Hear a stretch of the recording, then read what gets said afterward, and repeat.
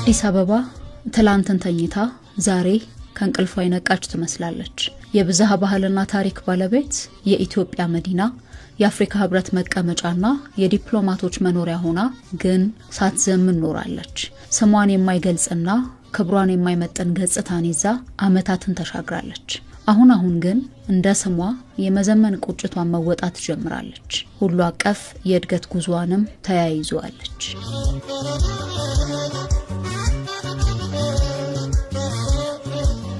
ዘመን ተሻጋሪው የኮሪደር ልማት ስራ የአዲስ አበባን ገጽታ ለውጦታል። በሁሉም ዘርፎች እድሜዋንና ስሟን የሚመጥን ውጤታማ ስራ በመሰራቱም ተመራጭ ከተማ ወደ መሆን እየተሸጋገረች ትገኛለች።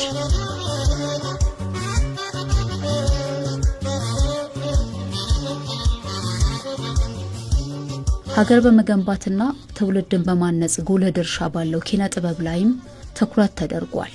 አዲስ አበባ ጽዱ፣ ውብና ለነዋሪዎቿ ምቹ ከተማ ከመሆን ባሻገር በተያዙ አካታችና በተቀናጀ ልማት በኪነ ጥበብ ዘርፍም ለከያንያንና ለተደራሲያኑ ምቹ ዕድል የፈጠሩ መሰረተ ልማቶችን ዘርግታለች።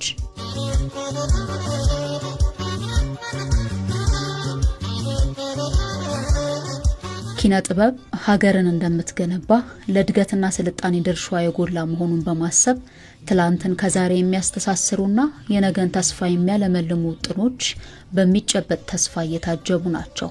ከተማዋ የታላላቅ ከያንያን መገኛ ብትሆንም የከያንያኑ ስራዎች የሚታዩበት ደረጃውን የጠበቀ ሲኒማና ቲያትር ቤቶች አልነበሯትም።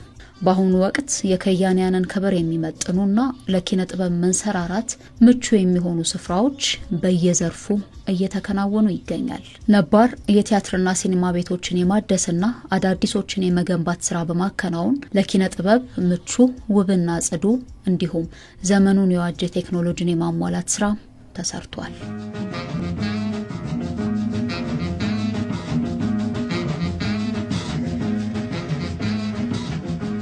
በተለያዩ የከተማው አካባቢዎች አዳዲስ የቲያትርና የሲኒማ ቤቶች ተገንብተው ለከያንያንና ለታዳሚዎች ክፍት ተደርገዋል።